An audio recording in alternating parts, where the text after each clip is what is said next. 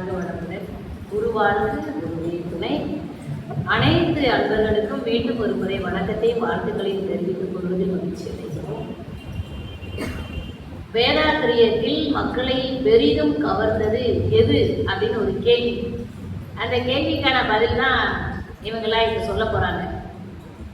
அந்த பதில் சரிதானாங்கிறத நாம எல்லாரும் சேர்ந்து முடிவு பண்ணிக்கலாம். சரியா? இப்ப சாமிஜி வேதாத்திரியத்தை கொண்டு வருவதற்கு காரண பொருளாக எடுத்ததே செயலுடைய தத்துவமும் இறை தத்துவமும் சேர்ந்துதான் சொன்னார்கள். மதங்கள், இதிகாசங்கள், புராணங்கள்ல சொல்லப்பட்ட சில விஷயங்களை சாமிஜி அந்த கதை, கற்பனை அதையெல்லாம் ஓரமா வச்சுட்டு நிதர்சனம்ங்கிற நிலைக்குள்ள கொண்டு வரும்போது தான் இந்த தத்துவத்தை எப்படி சொல்லலாம், செயல் விளைவா சொல்லலாமா, இறை தத்துவமா சொல்லலாமா அப்படிங்கும்போது அவர் எழுதின கவிதை தான் அநேகமா இவங்க வச்சிருப்பாங்கன்னு நினைக்கிறேன். அவர் சொன்னது எல்லாம் வல்ல தெய்வம் ஒரு பாடல்ல எல்லாமே உள்ளடங்கி இருக்குது. நான் இதையும் இப்ப சொல்லிட்டேன்னு வைங்களேன், அப்புறம் அவங்க எதை சொல்லன்னு தெரியாம போயிடுது. அதனால அவங்க சொல்லிட்டாங்க ஆமா அப்படின்னு. அதனால நாம இப்போ முதல்ல பட்டிமன்றத்தை கேட்கலாம். சரி, அதுக்கப்புறம் நம்ம தொகுத்து ஒரு 5 நிமிஷம் அது சம்பந்தமாக நம்ம பார்த்துக்கலாம். பொதுவாக ஒருத்தரோட பேச்சு நம்ம கேட்கிறோம் அப்படின்னா நம்மளோட அறிவு அதோட இணைச்சு தானே கேட்கிறோம் இல்லையா? அது மாதிரி இங்க இவங்க பேசுறாங்கன்னா நம்ம எல்லாரோட அறிவு அதோட இணைஞ்சுதான் அவங்க பேசுவாங்க. அதனால நம்ம 6 பேரோட நம்மளோட அறிவை நம்ம இணைச்சிட்டு தான் அந்த பட்டிமன்றத்தை நம்ம கவனிக்கிறோம். அதுல முதல்ல செயல் விளைவு தத்துவமே, அதுக்கப்புறம் இறை தத்துவமே ரெண்டா பிரிச்சுக்காங்க. செயல் விளைவு தத்துவமேங்கிறதுல பேசுறதுல 3 பேர் வந்திருக்கிறாங்க. செல்வி சேது மீனாட்சி அம்மா அவர்கள். அவங்க பார்க்குற நேரம்லாம் பேரோட சேர்ந்து வயசுக்கு சேர்ந்து சொல்லிட்டே இருப்பாங்க. அதனால செயல் விளைவு தத்துவமே பேசுறதுல சேது மீனாட்சி அவர்கள், அருள்நிதி ஆரிஷாபான் அவர்கள், அவங்களும் இங்க சர்வீஸ் பண்ணிட்டு இருக்கவங்க. அப்புறம் அருள்செல்வி வனிதா செல்வகுமார் அவர்கள். அப்புறம் இறை தத்துவமே இவங்க ஒவ்வொருத்தரா தான் பேசுவாங்க. இவங்க 3 பேர் பேசி முடிச்சிட்டாங்கன்னா அப்புறம் நம்ம மறந்துடுவோம் இல்லையா? அதனால ஒவ்வொருத்தரா தான் பேசுவாங்க. அதுல இறை தத்துவமே பேசுவது அருள்நிதி கோமதி கண்ணன் அவர்கள், அப்புறம் அருள்நிதி அருள்மதி அம்மா அவர்கள், அப்புறம் அருள்நிதி மீனாட்சி அவர்கள். இதுல என்ன ஸ்பெஷல்கிட்ட வெளி மன்றம் நான் சொல்ல மாட்டேன், நம்மோட மன்றம் தான். இருந்தாலும் இருந்து கலந்து இதுலயும் பங்கெடுக்கிறாங்கல்ல, அது ஒரு சின்ன வட்டத்துக்குள்ளேயே நிற்காம வெளியில கலந்துக்கிறதுக்கும் ரொம்ப மகிழ்ச்சி. அந்த அளவுல நம்ம மனசு மட்டும் இல்லை, மன்றமும் விரிந்த நிலையில தான் இருக்குது. நம்ம இப்போ பட்டிமன்றத்தை தொடங்கலாம். முதல்ல செயல் விளைவு தத்துவமே அப்படிங்கிறது ஒரு ஆளுக்கு எவ்வளவு நேரம் கொடுத்துருக்கீங்க? 7 நிமிடம். 6வது நிமிடம் பெல் அடிக்கணும். முடிக்கிறது 11வது நிமிடமா? 7வது நிமிடம் முடிக்கணும். சரி, வாழ்வு. இப்போ ஏன்னா நம்ம கவனிக்கணும்ல, நான் பேசாமக்கிட்டே இருந்துட்டு அப்புறம் விட்டுறக்கூடாது. செயல் விளைவு தத்துவமே என்ற தலைப்புல சாமிஜி அதை நான் முதல்ல சொல்லிடுறேன். சாமிஜி சொல்றாரு, வித்தை என்றால் பிரம்ம வித்தை உயர்வதாகும், வேதாந்தம் பேசுவதால் கிட்டிடாது சொல்லிட்டார். அப்ப தர்க்கம் வேண்டாம், தனை அறிந்த வித்தை என்று சொல்லிட்டார். தனை அறிந்த வித்தைக்கு எதுக்கு போட்டு என்னை பத்தி பேசுறதுக்கு எனக்கு எதுக்கு தர்க்கம் தேவையில்லைல்ல? அது மாதிரிதான் செயல்விளைவு தத்துவமும் இறை தத்துவமும் முழுக்க நம் மனித குலத்தை சார்ந்த ஒரு விஷயம்தான். அதனால இது தர்க்கம் கிடையாது, கருத்துக்களை தான் நம்ம கேட்க போறோம்.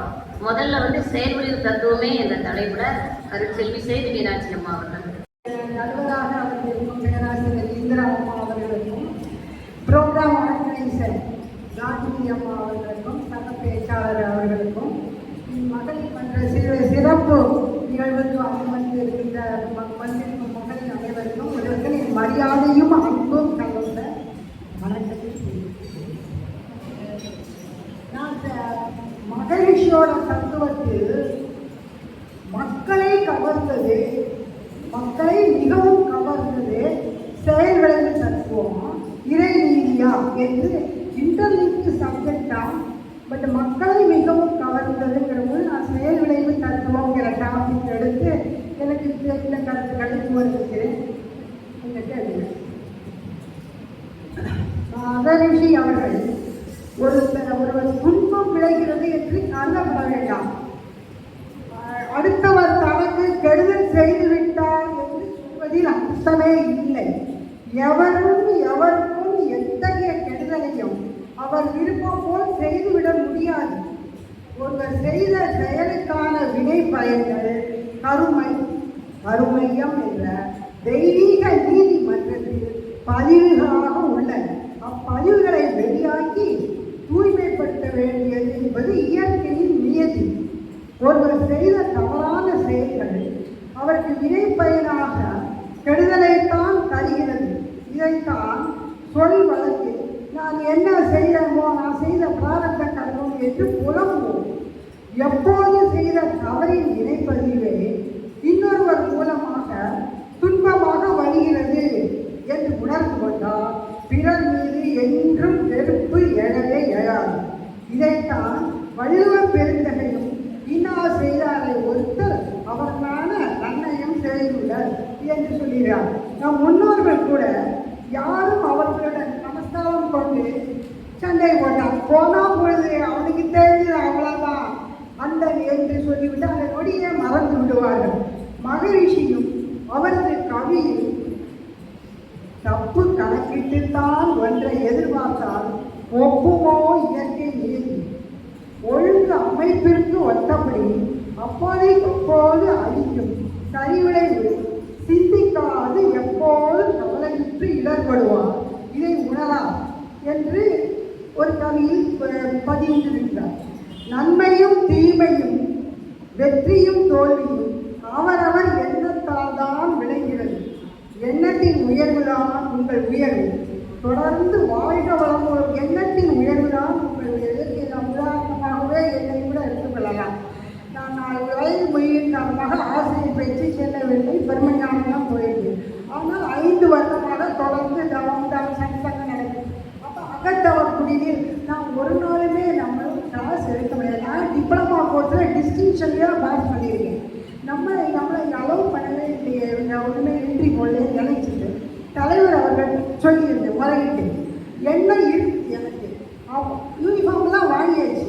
ஆனால் உடனே ஒரு மறுநாளே அப்புறம் சிவசுப்ரமணிய சாரை கூப்பிட்டு இவங்க சேரி மீனாட்சி அம்மாவுக்கும் மந்த்லி ஒரு நாள் வாய்ப்பு கொடுக்குறேன்னு சொல்லி நான் இப்போ கிட்டத்தட்ட 7-8 மாதமாக அகத்தவ குடியில் ஒரு நாள் ஒரு தவமும் ஏற்றி சத்சங்கத்துக்கு உள்ள தலைப்பும் இது பண்ணுறேன். அதனால் என்ன என்றால் நிறைய புத்தகத்தை எடுத்து படிக்கிறதுக்கு ஒரு வாய்ப்பு வருகிறது. என் வீட்டில் ஒரு ரூமே இருக்குது, வேதாந்திரிய மகரிஷி புக்ஸுகள். அதை பார்க்கறதுக்கு ஒரு வாய்ப்பு கிடைக்கிறது. மனம் சஞ்சலப்படாது. என்னுடைய எண்ணம் அழுத்தமாக இருந்ததால் எனக்கு நம்ம தலைவர் நாகராஜன் சார் அவர்கள் பெருமிட் பண்ணினார்கள் என்று சொல்லலாம். அது எதற்காக சொல்ல வேண்டும் வந்தேன்னா, எண்ணத்தின் உயர்வு உங்கள் உயர்வு. அடுத்தாப்புல வாழ்க வளமுடன் என்று வாழ்ந்து கொண்டே இருந்தால் நமக்கு நாம் தொடர்புடையவர்களுக்கும் அந்த கனெக்டிங் பர்சன் சொல்லுவோம் வாழ்த்து இவ்வளவு தொடர்பு இருந்து கொண்டே ஒட்டாதியா நமக்கும் வாழ்த்துக்களுக்கும் ஒரு தொடர் இயக்கம் வந்து வரும். செயல் விளைவு தத்துவம் தான் இறை நீதி என்று கருத வேண்டும். தனக்கும் பிறக்கும் தற்காலத்திலும் பிற்காலத்திலும் துன்பம் வராத செயல்களை செய்ய வேண்டும்.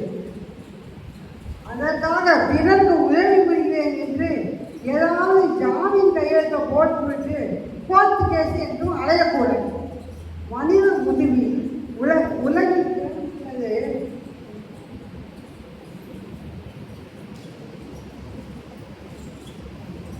மனித உறவில் உலகில் பிறந்துள்ள முதற்படி பிரம்மஞானம் செயல் விளைவு தத்துவமும் உணர்ந்து கொண்டால் முதல் படியில் உள்ள மனிதன் விரைவில் ஒரே பிறவியில் 4வது படி வரை மேலே சென்று விடலாம் என்று மகரிஷி பதிந்திருக்கிறார்.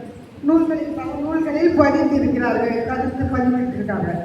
செயலிலே விளைவாக தெய்வ ஒழுங்கு அமைப்பிருக்க தவறு இழைத்து பரமனை பின் வேண்டுவதால் என்ன பயன்? அது நம்ம தப்பா செய்துவிட்டு கோவில்களுக்கெல்லாம் போய் பூஜை புனஸ்காரம் அது இது என்று சொல்லி செய்வதெல்லாம் ஒரு பயன் இல்லைங்கிறது நிதர்சனமான உண்மை. கூடுதலறம் என்ற செயல் விளைவு நீதி மனித குலத்திற்கு இன்றியமையாத வாழ்க்கை ஒளி. கூடுதலறம் இறை நம்பிக்கை கொண்ட மனித குலம் செயலுக்கு தக்க விளைவையே இறைவன் கொடுத்து கொண்டிருக்கிறான் மகிழ்ச்சி வேதாத்தியத்தில் குறிப்பிடுகிறார். ஒருவர் செய்யும் தீய வினை அவர் அளவில் மட்டும் முடித்து விடுவது சொன்னார்கள். அந்த பாயிண்ட்டை நான் இப்போ எழுதிட்டேன். வித்து மரம் வித்து என்று செய் தொடராக சஞ்சித கர்மாவாக நமது சந்ததியருக்கு வரும். அதனால அது ரொம்ப ஜாக்கிரதையாக எந்த விதமான பாவச்செயல்களையும் தீய வினைப்பையும் கொண்டு வரக்கூடாது. எண்ணம் சொல் செயல் மூன்றினாலும் செய்யக்கூடிய காரியங்களுக்கு ஒரு விளைவு உண்டு. அதுதான் இயற்கை நீர். இதை மறுக்கவோ மறைக்கவோ முடியாது. தவறுகளை பிராயச்சித்தம் உணர்ந்து திருத்தம் மேல்பதிவு போட்டு நிவர்த்தி செய்யவும் வழிவகுத்துள்ளார். செயல் விளைவு தத்துவம் உணர்ந்து நமக்கு என்ன தேவை என்று சிந்தித்தலும் மன நிறைவுடன் மகிழ்ச்சியுடன் வாழ மனவளக்கலை பயின்று வாழ்க்கையில் முன்னேறுவோம். வாழ்க வையகம், வாழ்க வளமுடன். திடீரென்று உடம்பு சரியில்லாமல் இருந்தது. நான் உடனே கிரிஜாம்மாவுக்கு போன் பண்ணி வாழ்த்து கொடுத்தேன். வாழ்த்து கொடுத்துட்டு சமீபம் அவங்க நல்லவங்க, ரொம்ப நல்ல உடல்நிலை குணமாகி ஒரு 2 நாளைக்கு ஒன்றாவது இந்த பூஜை என்ன பூஜை தனாவசர சங்கல்ப பூஜை பற்றி நம்ம மகளிர் மன்றத்திலேருந்து ஒரு 15 பெண்மணிகள் கலந்து கொண்டால் அவர் என் வீட்டுக்காரர் ரொம்ப சந்தோஷமாக எல்லாருக்கும் வாழ்த்து. நானும் அவருமா செய்யணும். அவருக்கு நமக்கு 90 வயசாக போகுது. அதனால நான் எல்லாரும் ஆசீர்வாதம் வாங்கினாங்க. ரொம்ப சிறப்பாக நடந்து கொடுத்தாங்க. எதுக்குன்னு சொல்லிக்கிறதுனால வாழ்த்துல தான் மெடிசின் ஒரு பக்கம், மெடிசின் ட்ரீட்மெண்ட் தான். அனைவருடைய வாழ்த்தும் நம்ம சிவசுப்பிரமணியம் சார் அவர்கள் டெய்லி அகத்தவம் அந்த குடியில் வாழ்த்து சொல்லிக்கொண்டே இருப்பார்.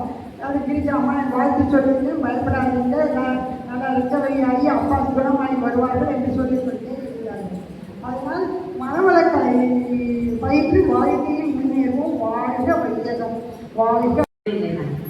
ஏன்னா அதுக்காக ஒரு உழைப்பு, அப்புறம் அவங்களுடைய அந்த ஏஜ்ல ஒரு பெரிய விஷயமே கிடையாது. ஏதாவது கற்றுக்கொள்வதற்கு இருந்தாலும் அதை முறைப்படுத்தி வந்து சொல்றதுக்கு உண்டான ஒரு உழைப்பு, அது அவங்கள்ட்ட வெளிப்படும். ஒரு ஆர்வம் தானே இல்லையா? இல்லை ரிட்டையர்டு லைஃப் எப்படினாலும் கொடுக்கலாங்க யார் வேணாலும். ஆனால் அவங்களும் அப்படி இல்லை. அந்த அளவில் அவங்களுக்கு வந்து ஒரு பாராட்டுனா. அடுத்தது வந்து இறை தத்துவமேங்கிறதுல வந்து அருளதி கோமதி கண்ணன் நம்ம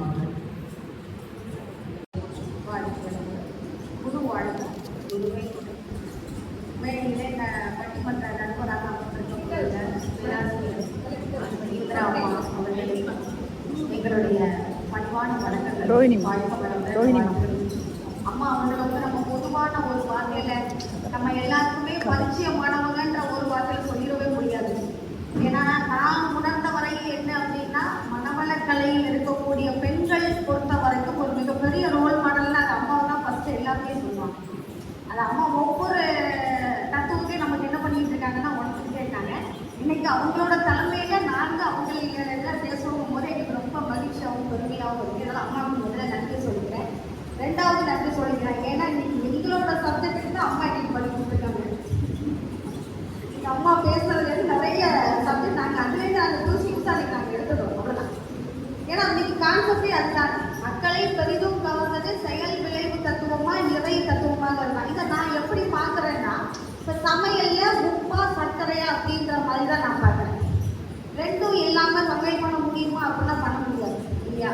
ஆனால் எதை எதற்கு சேர்க்க வேண்டும்ங்கிற அந்த அறிவு இருக்குது இல்லை, அதுதான் நம்ம என்ன பண்ண போகிறோம் அப்படின்னா தெளிவாக தெரிஞ்சுக்கணுங்கிறதுக்காக தான் பண்ணோம். அப்போ தெளிவாக தெரிஞ்சுக்கணும் நம்ம என்ன பண்ணணும், சமையலை சரியாக கற்றுக்கணும். அப்படித்தானே? இப்போ பாயாசத்தில் கொண்டு உப்பு போட முடியாது, சாம்பாரில் கொண்டு சர்க்கரை போட முடியாது இல்லையா? அப்போ இதை எதுக்கு தான் போடணுங்கிறத நாம அம்மா சொன்னாங்களே, கற்றுக்கிட்டா மட்டும் போதாது, உணரணும்னு சொன்னாங்க இல்லை. எந்த ஒரு விஷயமாக இருந்தாலும் நாம உணர்ந்தா மட்டும் அம்மா பக்கத்துலேருந்து சொல்லி கொடுத்தாங்க. நாம தானே சமைக்கிறோம் இல்லையா? சமைக்கும் போது அம்மா என்ன பண்ணுறாங்க, ஒரு சமயத்தில் எவ்வளோ போச்சுனாலும் எவ்வளோ போட சொல்கிறாங்கல்ல, அதான் நீங்கள் தலைப்பு. தொட்டு காட்டாத வித்தை சுட்டு போட்டாலும் வராதுன்ற வித்தை கான்செப்டே இன்னைக்கு எங்களுக்கு சாதகமாக வந்துச்சு இல்லையா? இப்போ அம்மா பக்கத்துலேருந்து நமக்கு சொல்கிறாங்க, நாம தான் அதை உணர்ந்து பண்ணுறோம். அப்போ நமக்குள்ள எதை நாம் உணர்ந்து செய்கிறோமோ அதைத்தானே நமக்குள்ளாக அதை என்ன பண்ணிட்டு இருக்கோம், பிரதிபலிச்சுக்கிட்டே இருக்கும். அப்படித்தானே? அப்போ நமக்குள்ளாக இருக்கக்கூடிய அந்த இறை தன்மையை உணர்ந்தால் மட்டும்தானே செயல்விளைவு தத்துவத்தையே நம்மளால் உணர முடியும். அப்படித்தானே? இப்போ மன்றத்துக்கு நானும் அம்மாவும் கூட ஒரு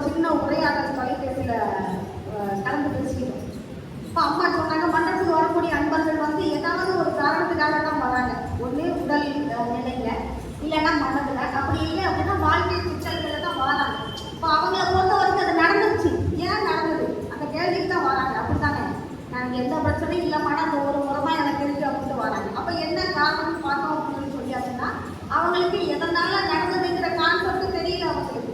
அப்ப இங்க வந்து நம்மளுடைய மனவளக்கலை பயிற்சிகள்ல அவங்க வந்து அவங்களுடைய நம்ம ஆசானவர்கள் கொடுக்கக்கூடிய அந்த தீட்சையை அவங்கள் நம்ம தொட்டு கொடுக்கிற அந்த தீட்சையை அவர்கள் பெற்ற பிறகு தவம் செய்த பிறகுதானே அவர்களுக்கு செயல்விளைவு தத்துவம்னால என்னன்னு தெரியுது. அப்படித்தானே, எந்த அளவுக்கு நாம் தவம் செய்கிறோமோ, எந்த அளவுக்கு தவத்தை நாம் நமக்குள்ளாக உணர்கிறோமோ, அப்பதானே நமக்கு செயல்விளைவு தத்துவங்கிறத நமக்கு புரியுது. எது நல்லது எது கெட்டதுங்கிறது நமக்கு தெரிஞ்சுக்கிறது தவம் பண்ணா தானே. அந்த காலத்துல பெரியவங்க ஒரே வார்த்தையில தான் சொல்லியிருந்தாங்க. அப்படித்தானே, தன்னை அறிய தனக்கு ஒரு கேடி இல்லைன்னு சொல்லியிருந்தாங்க. அவங்க சொன்ன பல வார்த்தைகள் வந்து நமக்கு என்னாச்சுன்னா வார்த்தைகளாக மட்டும்தான் இருந்தது. அதனுடைய அர்த்தம் நமக்கு எங்க வந்து புரிஞ்சுது, மனவளக்கலைக்கு வந்து தானே புரிஞ்சுது. மனவளக்கலைக்கு முன்னக்கூட்டி வந்து செயல்விளைவு தத்துவம்னா என்னன்னு நமக்கு தெரியுமா? தெரியாது. இல்லை அகத்தாய்வுனா என்னன்னு தெரியுமா? என்ன மாறாய்கள் தெரியுமா? ஆசை சிரமங்கள் தெரியுமா? கவலை ஒழுக்கம் தெரியுமா? எதுவுமே நமக்கு தெரியாது. இல்லை நமக்கு தெரிஞ்சதெல்லாம் இன்பம் வந்தா புரிஞ்சிடும், துன்பம் வந்தா அழுகிறோம். அன்னைக்கு தான் எல்லா சாமியும் முடிச்சுக்கிறோம். அதுதானே இவங்க மனவளக்கலைக்கு முன்னாடி வரணும். ஏன்னா எல்லாருக்குமே மனவளக்கலை பார்த்து இருக்கும், எல்லாருமே அப்படிதான். அப்ப இங்க வந்து அந்த இறைத்தன்மையை நமக்குள்ளாக உணர்ந்ததுக்கு பிறகுதான செயல்விளைவு தத்துவத்தை நம்ம உணர்றோம் இல்லையா? அம்மா சொன்னாங்கல்ல, வினை பதிவினுடைய அந்த தேகம் தான் நம்ம என்ன பண்ணிப்போம், மாநில பதவியா வந்திருக்கோம். அதுவும் சாதாரணமா வரல, பெரிய மூட்டையோட வந்துருக்கிறோம். அதனாலதான் நம்மளுடைய வாழ்க்கையில துன்பங்கள் அனுபவிக்கிறோம். அது நமக்கு மனவளக்கலைக்கு வர்றதுக்கு முன்னே இறைத்தன்மையை உணர்றதுக்கு முன்னே நமக்கு தெரியுமான்னு தெரியாது. நமக்கு ஏன் அவ்வளவு கஷ்டம், நமக்கு ஏன் அவ்வளவு கஷ்டம் தான் நம்ம கேட்டுட்டு இருக்கிறோம். அப்படித்தானே கேட்டுட்டு இருக்கிறோம். ஆனா இங்க வந்து தீட்சை நம்ம எடுத்ததுக்கு அப்புறம் நாம தவம் செய்த பிறகு நாம உணர்ந்து அம்மா தான் அழகா நீங்க ரொம்ப அழகா தெளிவுபடுத்திட்டாங்க. நீங்க உணராம எதுவுமே சொல்லவே முடியாது, எதுவுமே செய்யவே முடியாது. நமக்காக என்ன அடுத்தவங்களுக்கு தெரியல, நமக்கே அப்படித்தான் இல்லையா? இப்ப நாம் எந்த அளவுக்கு தவம் செய்கிறோமோ, எந்த அளவுக்கு இறை தன்மையை நமக்குள்ளாக நாம் உணர்கிறோமோ, நாம என்ன பண்ணிக்கோங்கிறத நமக்கு அப்பதானே தெரியுது. ஐயோ நாம என்னவோ அம்மா வயிற்றுல தான் வந்துப்போம் நினைக்கிறோம், சும்மா வழியில இல்லை எவ்வளவு பீடி கொண்டிருக்கோங்க நமக்கு எங்க தெரியுது, இங்க வந்தா இப்பதானே தெரியுது. அப்ப இங்க இறை தத்துவத்தை உணர்ந்த பிறகுதான் செயல்விளைவு தத்துவத்தை நாம் உணர்கிறோம். அதற்கு பிறகுதானே என்ன செஞ்சா என்ன கிடைக்குங்கிற ஒரு தெளிவு நமக்கு வருது. அப்ப நம்ம ஏதோ ஒன்று செஞ்சிருக்கோம், நடந்ததுக்கு ஒரு விட நமக்கு கிடைச்சிருச்சுல. ஏதோ ஒன்று நம்ம செஞ்சிருக்கோமோ இல்லை முன்னோர்கள் செஞ்சிருக்காங்களோ, அதுக்கு பதில் இப்ப நமக்கு கிடைச்சிருச்சு. சரி, அப்ப நமக்குள்ளது நம்ம சந்ததிக்கு போகக்கூடாது இல்லை, அதை நம்ம இப்ப ரொம்ப தெளிவா இருக்கோம்ல. அப்ப இந்த செயல் விளைவு தத்துவத்துல எதை செய்யணும், செஞ்சா என்ன கிடைக்கும், எதை செய்யக்கூடாதுங்கிறது நமக்கு தெரியுது. எப்படி தெரியுதுன்னா நமக்குள்ளான இறைத்தன்மையை முழுமையாக உணர்ந்த பிறகுதான் அதை உணர்வதற்கு முழு முழு முழு முழு ஒரே காரணம் தவம் தவம் தவம். செய்க தவம் செய்க தவம் செய்க தவம் அனைத்தையும் பெற்று தந்திடுவேன் தான் நமக்கு சொல்லியிருக்காங்க. அதனால எல்லா தவமும் உங்களுக்கு கிடைச்ச நேரமெல்லாம் தவம் பண்ணுங்க, இறைத்தன்மையை உணருங்கள். செயல்விளைவு தத்துவம் என்பது உங்களுக்கு எந்த ஒரு துன்பமும் கொடுக்காமல் மன நிறைவும் மகிழ்ச்சியாகவும் மட்டுமே இருக்கும் என்று கூறி வாய்ப்படுத்த அத்துணை அன்பு உள்ளங்களுக்கும் நன்றி கூறி விடைபெறுகிறேன். நன்றி. வாழ்க்கை உள்ளது செயல்விளைவு தத்துவமேங்கிறத அருள்நிதி ஆயிஷா பண்ணாங்க. இவங்க பேசின கருத்தெல்லாம் மொத்தமாக சொன்னாங்க. தந்தை தாய் ஈருயிரும் ஒன்று சேர்ந்து தலைத்தோர் உடனாக உலகில் வந்தேன். அந்த ஈருயிர் வினைகள் அறமற்றோ அளித்த பதிவுகள் எல்லாம் என் சொத்தாட்சி. அந்த பெரும் பிறவியின் முன்வினை அறிந்து எல்லை இல்லா மெய்ப்பொருளை அடைவதற்கு வந்த ஒரு உதவி குரு உயிரின் சேர்க்கை வணங்கி குருவை வாழ்த்தி வந்துவோம். நடுவர் இந்திராமா அவர்களுக்கும் மகளிர் அணி தலைவர் காந்திமதி அம்மாவுக்கும் இன்று அமர்ந்திருக்கும் மக்கள் அனைவருக்கும் என் வாழ்வு வளமுடன் என் வாழ்த்துக்களை கூறி என் வாதத்தை ஆரம்பிக்கிறேன். பொதுவாக மக்கள் எல்லோருக்கும் மனித வாழ்க்கையில் ஒரு பெரிய நோக்கம் இருக்கும், அப்படித்தானே? பெரிய வேலை கிடைக்கணும், இல்லை பெரிய வேலை கிடைக்கணும், படிக்கணும் அப்படின்னு சொல்லிட்டு இருக்கும். மேக்சிமம் எல்லாருக்கும் இருக்க வேண்டியது என்னன்னு பார்த்தா இன்பமா வாழணும் அப்படின்னு நினைப்பாங்க, துன்பமே வரக்கூடாதுன்னு நினைப்பாங்க. அப்படியே துன்பம் வந்தாலும் மின்னல் மாதிரி போயிடுன்னு நினைப்பாங்க. அப்படி நினைக்கிறாங்களே தவிர அது ஏன் வருதுன்னு சொல்லிட்டு காரணம் கண்டுபிடிக்க முடியாமல் இருக்காங்க. ஏன் துன்பம் வருது, ஏன் இன்பம் வருது அப்படின்னு கண்டுபிடிச்சிட்டாங்கன்னா அவங்க அதை ஈஸியாக சால்வ் பண்ணிடலாம். துன்பம் துன்பத்தை மக்கள் சிந்திக்க முடியாத நிலையில இருக்காங்க. அப்படி சிந்திக்க முடியாத காலத்துல தான் கதைகள் மூலமாக சிந்திக்க வச்சாங்க. ஒரு பாட்டி வந்து எல்லாருக்கும் தெரியும், சின்ன பிள்ளைகளோட கதை தான். ஒரு பாட்டி வடை சுட்டுட்டு இருப்பாங்க, ஒரு காக்கா வந்து வடையை தூக்கி போயிடும். அப்புறம் நரி வந்து பார்த்துட்டு வடையை கொடுக்கறதுக்காக அதை வளர்ந்து வர்ணிச்சு கேட்கும். உடனே காக்காவை ஏமாந்து வடையை கீழே போட்டுரும், நரி தூக்கி போயிடும். இதில் என்ன, காக்கா வந்து ஏமாந்துச்சு. இது சயின்டிஃபிக்காக பாடத்திட்டத்தை மாற்றுறாங்க. எப்படி மாற்றுறாங்க? பாட்டி வடை சுட்டுட்டு இருக்காங்க, காக்கா வந்து என்ன பண்ணுச்சு, வேக எடுத்து கொண்டு போய் கொடுத்து வடையை வாங்கி கொடுத்துச்சு. அதே மாதிரியே நிறைய ஏமாந்து காக்காட்ட வடையை வாங்கலான்னு பார்க்கும்போது நிறைய விவரமானதில்லை. ஏன்னா உழைச்சி வாங்கி வந்துருக்குல்ல, காக்காவை காலத்தில் வச்சுட்டு காக்காக்கான்னு பாடி வச்சுட்டு. இது வந்து என்ன தெரியுது அப்படின்னா, நம்ம ஒரு செயல் செய்தோம், சரியாக செஞ்சோம்னா சரியான விளைவு இருக்கும், தவறாக செஞ்சோம்னா நிச்சயம் தவறான விளைவாக தான் இருக்கும். அப்படித்தானே? இப்போ கேள்வி என்ன அப்படின்னா, நம்ம செயல் செய்கிறோம், அது விளைவு யார் கொடுக்குறா அப்படிங்கிறத நம்ம பார்க்க போகிறோம். மகரிஷி அவர்கள் ஒரு பார்த்து சொல்லியிருப்பாங்க கவியில, செயலிலே விளைவாக தெய்வ ஒழுங்கமைப்பு இருக்க பயன் என்ன தவறளித்து இறைவனுக்கு வேண்டுவதால். நீ செயல் நீ செய்கிறாய், கொடுக்கறது யாருன்னு பார்த்தா இறைவன் தான் கொடுக்குறாங்க. அப்படித்தானே?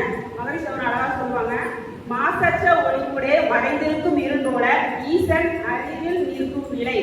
ஒரு வெளிச்சம் இருக்கு அப்படின்னா அதுக்குள்ள ஒரு இருட்டு இருக்கதான் செய்யும். அப்படித்தானே? அப்போ இறைவன் துணிலும் இருப்பான், துரும்பிலும் இருப்பான். இறைவன் இல்லாத இடமே இல்லை. அப்படித்தானே? 24/7 கண்காணிக்க நீ என்ன செய்ய அதுக்காக விளைவு கொடுத்து கொண்டுதே இருப்பான். இப்போ ஒரு ஆஃபீஸ் வச்சுக்கோங்க, ஒரு ஆஃபீஸில் கேமரா மாட்டிருக்காங்க, அந்த கேமராவுக்கு பயந்து தான் அலுவலகம் வேலை பார்ப்பாங்க. இறைவன் ஒருத்தர் இருந்தான் பார்த்துட்டு இருக்கான்னு சொல்லி நம்ம வேலை பார்த்தோம் அப்படின்னா நம்மளுடைய செயல்களில் மாற்ற முடியும். அப்படிதானே? அதைதான் யாருக்கெல்லாம் சொல்றாங்க, அதுதான் முன்னோர்கள் சொல்றாங்க, நாம் செய்த எண்ணம் சொல் செயல் நமக்கும் நம் சந்ததிக்கும் நம் சமுதாயத்துக்கும் விளைவாக மாறும்.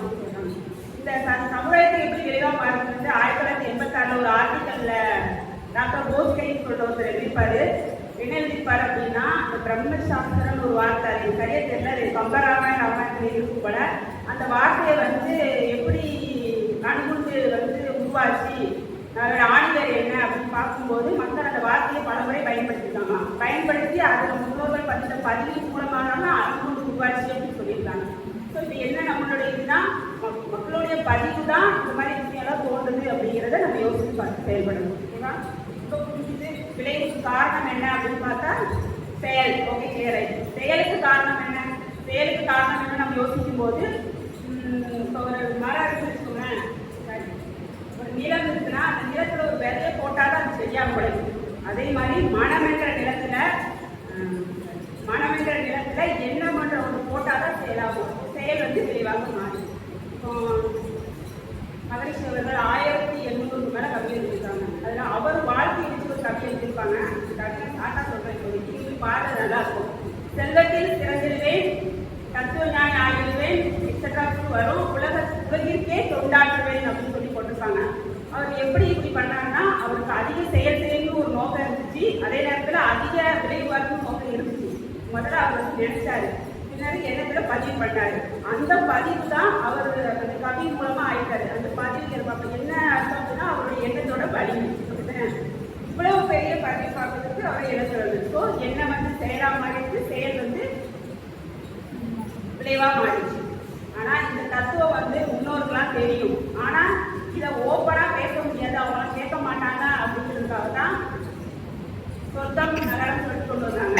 பாவம் புண்ணியம், நீ நல்லது செய்தா சொர்க்கம் போவ, தீமையை செய்தா நரகம் போவான்னு சொன்னாங்க. சொர்க்கத்துக்கு போனா அங்க தேவதைகள் இருப்பாங்க, அப்படி நல்லா இருக்கும் அப்படின்னு சொல்லி அவங்க ஆசைப்படுத்தி வச்சாங்க. நரகத்துக்கு நீ போனா அப்படின்னா அங்க நெருப்பு இருக்கும், கணக்குக்கோ காலத்துக்கோன்னு சொல்லி பயன்படுத்தி அச்சுறுத்தி வச்சிருந்தாங்க. நீ மக்களை நல்வழிப்படுத்துறதுக்காக நிறைய விஷயங்கள் செஞ்சாலும், புராணங்கள் கதைகள் நிறைய வச்சாலும், மக்கள் அந்த இதுல செயல்வழி செய்கிற ஒரு கான்செப்ட் இருந்தாலும் மக்கள்கிட்ட விழிப்பு நிலை இல்லை. விழிப்பு நிலை இல்லாதனால அதை செய்யறது அந்த நம்பிக்கை, அந்த நம்பிக்கைன்னு சொன்னதை விட மூட நம்பிக்கை தான் அதிகமாக இருந்துச்சு. அவங்க வீட்டில் அது இருக்கு, அது வாங்கிடுச்சு, இவங்க வீட்டில் இருக்கா, அதெல்லாம் நல்லா ஆயிட்டாங்க அப்படிங்கிற மாதிரி இருந்தாங்க. அதான் ஒரு எக்ஸாம்பிள் ஒரு கதை சொல்றேன்னா, ஒரு பையன் அப்பா வந்து ஒரு கரடி வியாபாரி வந்து கரடி மோதிரம் வந்து விற்க வச்சிருக்காரு.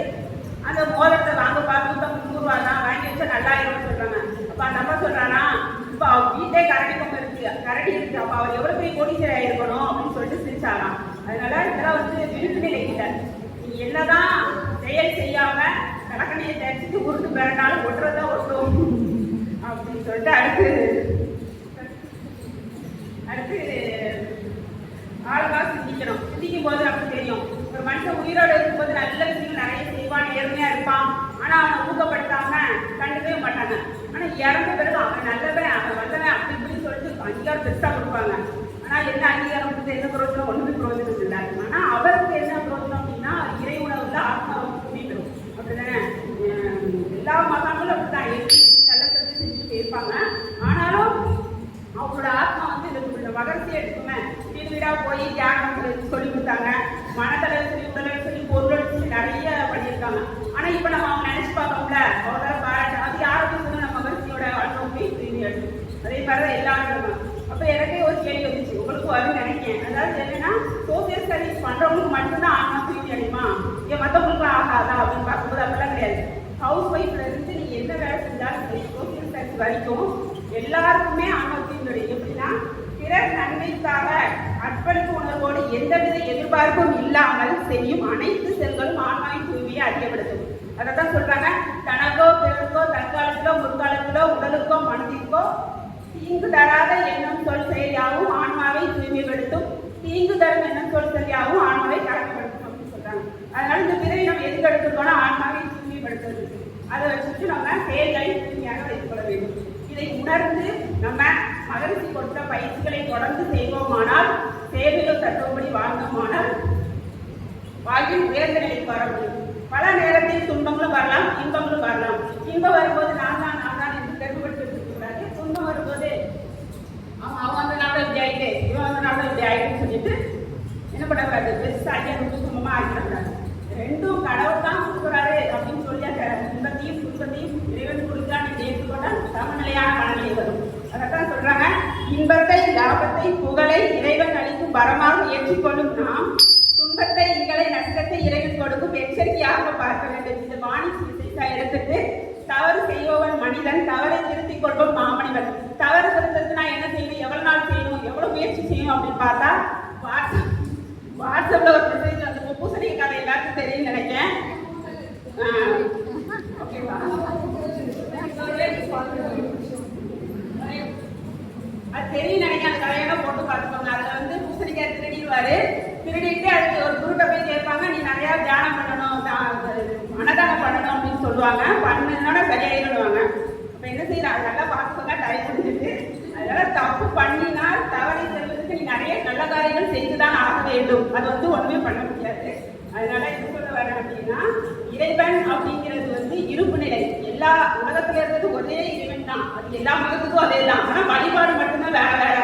அது இருப்பு நிலைக்கு சும்மாதான் இருக்கும். நீ எதை கொண்டு போட்டியோ அதை திருப்பி தரும். நீ நல்லதை கொண்டு போட்டா சரி, கெட்டதை கொண்டு போட்டா சரி, உனக்கு திருப்பி. அதனால செயல்களின் விளைவாக போனால்தான் நம்ம இறைவனை பெற முடியும். கூடிய செயல்களின் தத்துவமே சிறந்தது என்று கூடிய மனிதா.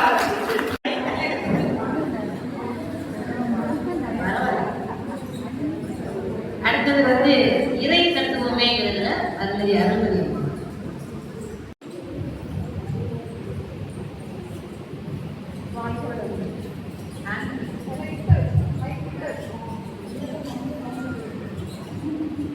வாழ்க வளமுடன். அனைவருக்கும் வாழ்க வளமுடன் என்ற வாழ்த்துக்களோடு என்னுடைய உரையை நான் ஆரம்பிக்கின்றேன். அதாவது எனக்கு இறை தத்துவமே அப்படின்னு சொல்லி ஒரு தலைப்பு நினைச்சிருக்காங்க. இறை தத்துவம் தான் மகன் முடிச்சது அப்படின்னு சொல்லிட்டு அது முதல் இடத்துலமே நான் ஒரு கவிதை சொல்றேன். இருப்பு நிலை, இயக்க நிலை, அது சிற்பம், வெளி, விண், எல்லாமே ஒன்று. இயக்க நிலை விண் சுழலின் அடை விரிந்து, அதாவது இருப்பு நிலையோடு கலந்து கருப்பொருளாம் காந்தமதாய் பேரியற்ற கடல் விரிவு பரவி நிற்கும், விரிவாய் பரவி நிற்கும். இந்த கண்ணுதான் அந்த உலகத்திற்கு காந்தமதன் சன்மாற்றம் ஊறு ஓசை இவை என்ன செய்ய திருப்பி நெருப்பு சுவை மனம் வாசம் திருப்பி நம்முடைய மனம் இந்த ஆறதாய் மரம் இதெல்லாம் மறைவு காணும் அப்படின்னு சொல்றோம். திருப்பி அதை வந்து நிலையற்ற இந்த ஆறும் தொடர்ந்து இயங்க அதை தொடர்ந்து இயங்கும் பொழுது நினைத்தவை போல மயக்க தோன்றும், நினைத்தவை போல மயக்க தோன்றும். பரப்பொருளில் அதாவது பரப்பொருள் அந்த நுண்ணணுல சிவம், அதாவது சிவம் வந்து உள்ள பொருளாக பார்ப்பனே பரம்பொருளாய் பார்ப்பதெல்லாம் அதை சொல்லி எல்லாருக்கும் அதை அதை அவனுடைய அறையாய் உணரலாம். இதுதான் வந்து இறைத்தத்துவத்துக்கு ஒரு கவிதையை நான் எடுத்துக்கிறேன். இப்ப அதாவது பகவத்கீதையில கண்ணன் என்ன சொல்றாரு, எந்த பொருளிலும் என்னை காண்பவன் எவனோ அவனை விட்டு நான் நீங்குவதும் இல்லை, அவன் என்னை விட்டு நீங்குவதும் இல்லை. இது வந்து ஒரு இறை தத்துவம் தான். அதுல வந்து கண்ணன் சொல்லியிருக்கிறார். இப்ப நமக்கு வேதாந்த மகிழ்ச்சி என்ன சொல்லியிருக்கிறாருன்னா, இதுல வந்து நான்யா தத்துவம் வந்து அதுல வந்து சொல்லியிருக்காரு. ஸோ நம்ம போய் இந்த ஒருத்தர் நிலத்தை நீயார் அப்படின்னு சொல்லிட்டோம்னா அவங்களுக்கு என்ன செய்யும், வெறுப்புணர்ச்சி வந்து மனம் வந்து விரைவாக அதாவது இயங்கிக் கொண்டு ஒரு உணர்ச்சி வயப்பட்ட நிலை ஏற்படுது. இதே நானே நீங்க கேட்கையில் இது வந்து எங்கிருந்து இந்த அதாவது நாம் எந்த உலகத்துக்கு இந்த எப்படி வந்தோம், இந்த உலகத்தை நிறுத்தியவர் யார், இது எப்பேற்பட்ட ஒரு இடம், அது எந்த உலகம் நாம் எங்கு செல்ல வேண்டும், எப்பேற்பட்ட இடம் அப்படின்னு கேட்டு என்ன அதாவது எல்லை காண எல்லை பகிர்ந்து கொள்ளக்கூடிய இந்த இரண்டு சொற்கள் கொண்ட வினாதான் அதாவது என்ன செய்யுதுன்னா நமக்கு வந்து அது நான் உடலா உயிரா மனமா அதன் மூன்றும் சேர்ந்தது தானா அப்படின்னு சொல்லிட்டு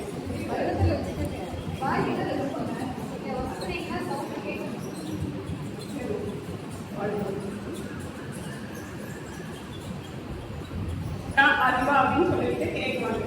இப்ப வந்து பணம் இந்த மூன்று வந்து சேர்ந்தது தானா இல்லை ஏதோ தனித்தனியா அப்படின்னு சொல்லிட்டு யோசிச்சு கேட்கும் பொழுது, ஆனால் இதை வந்து இது இந்த வினா வந்து சுலபமாக கிடைக்கக்கூடிய ஒரு விடைதான் சொல்றாரு வேதாந்திரியம். இதை எளிய முறை குண்டலினி யோகத்தின் மூலமாக நடைமுறையாக அனுபவமாக நாம் வந்து இந்த அதாவது இதுக்கு வந்து நம்ம நான்யார் என்ற விளக்கத்தை புரிந்து கொள்ளலாம். நான்யார் என்ற விளக்கத்துக்கு வந்து நம்ம விடை குறித்தால் தெய்வ நிலை அறியலாம், தெய்வத்தை அறியலாம், மெய்ப்பொருளை உணரலாம், அறிவு என்ன என்பது உணரப்படும். இந்த அறிவை அறிதல், அந்த அறிவை அறிதல், மெய்ப்பொருளை அறிதல், பிரபஞ்சத்தினுடைய மூல காரணத்தை அறிதல் எல்லாமே ஒன்றுதான். நான் சில விஷயங்களை பார்க்கும் பொழுது இதுதான் கடவுள், இதுதான் உயிர் அப்படின்னு சொல்லிட்டு அதை அந்த பதிவு நமக்கு வந்து சொல்லிட்டே இருக்கிறதுனால அதுதான் நமக்கு பதிவாகிறது. ஆனால் உண்மை சொல்லும் பொழுது அது வந்து என்ன செய்ய முடியும், அதை நம்ம வந்து இந்த உண்மையை நம்ம ஒத்துக்கொள்ள மாட்டேங்கிறோம். ஆனால் அதை வந்து நமக்கு வேதாந்த மகிழ்ச்சி ஒரு சில விஷயங்கள் மூலமா விளக்குகிறார். அதாவது ஆப்பிள் பழம், கடல், மலை, சூரியன், சந்திரன் இதை எல்லாத்தையும் சொல்லிட்டு இதை நம்ம பிரித்து போயிட்டே இருக்க பொழுது அது என்ன ஒரு நுண்ணுகளாக வருது. இந்த நுண்ணுகள் வந்து இறைநிலையில இருந்து வந்தது. இந்த இறைநிலை எங்கிருந்து வந்ததுன்னா அந்த சிவன் அதாவது பரம்பொருள் அதுதான் வந்து துண்டுபட்டு இறைத்துகளாகி இந்த இறைத்துகள் தான் பரமானு ஈட்டல் என்று அந்த ஆங்கிலத்தில் வந்து ஈட்டல்னு சொல்றோம். இந்த 5 பௌத்திக பொருளும் அதாவது முதலில் உள்ளது என்னது வீண். அந்த வீண் வந்து என்ன செய்யுது, கொசு வந்து அழுத்தம் வச்சு கூடும் பொழுது அது வந்து காற்றா மாறுது. காற்று வந்து சிறிது அழுத்தம் வந்து கூடும் பொழுது நெருப்பு. இவ்வாறு இந்த லேசான காற்றும் இந்த அழுத்தமான காற்றும் ஒரு இடத்திற்கு அதாவது நிரப்பப்பட்டு நீராகிறது. மேலும் அழுத்தம் வந்து அதிகம் பெற்று அது மண்ணாகிறது. இந்த எல்லாமே என்பது இந்த வீணினுடைய கூட்டுதான். வீண் வந்து மூலக்கூறு. இந்த பிரபஞ்சத்தில் நாம் பார்க்கலாம் வீண் தான். இந்த தெய்வம் அதாவது வீண் தான். அந்த வீணை வந்து அந்த ஒரு கூட்டுதான். அதாவது நம்ம இப்போ ஒரு தோப்பு பார்க்கிறோம், அது மரங்களுடைய பல மரங்கள் அடங்கிய ஒரு கூட்டமே அது தோப்பு. அதே மாதிரி விண்களுடைய தோப்பு தான் தொகுப்பு தான் நாம் வந்து இந்த உலகத்தில் தோன்றக்கூடிய அனைத்து பொருட்களும் காட்சியாக தோன்றுகிறது. ஏதாவது இப்ப நம்ம சூரியனை பார்க்கிறோம், அது மொத்தமாக தோன்றுகிறது. ஆனால் அதுவும் விண்களின் கூட்டமே. இப்ப நம்ம உடல்ல சித்தாகாசம் என்ற உயிர் வந்து அதுவும் வந்து விண்ணினுடைய ஒரு கூட்டம் தான். இந்த இதுல வந்து பார்க்கும் பொழுது மண்ணில வினை கண்டால் ஓடும் செல்வனும் பொக்கத்தை நோக்குவார். இப்போ மண்ணை வந்து பிரிச்சுட்டே போறோம். அதுல கடைசியா வரதும் அந்த நுண்ணுகளாகிய வீண் தான். செல்வனும் அதே மாதிரிதான். ஆனா நாடுகளுக்கு வந்து ரெண்டுமே ஒக்கவே நோக்குவார். இதுதான் வந்து ஜெயபெரியை கொண்டடா என்று மகாகவி பாரதியார் சொல்றாரு. காக்கை குருவியை கஞ்சாவி கடலும் கடலும் மலையும் எங்கள் கூட்டம். இப்போ நாங்களும் அணுக்களின் கூட்டம் தான். கடலும் மலையும் எங்களுடைய அணுக்களுடைய கூட்டம் தான். காக்கை குருவிக்கு இருப்பது போன்று எங்களுக்கு பசி உணர்ச்சிகள் இன்பத்துள்ள உணர்வுகள் இருக்கிறது. அதனால காக்கை குருவி எங்கள் ஜாதி, கடல் மலையும் எங்கள் கூட்டம். அதாவது உங்களுடைய கூட்டம் அப்படின்னு சொல்றாரு.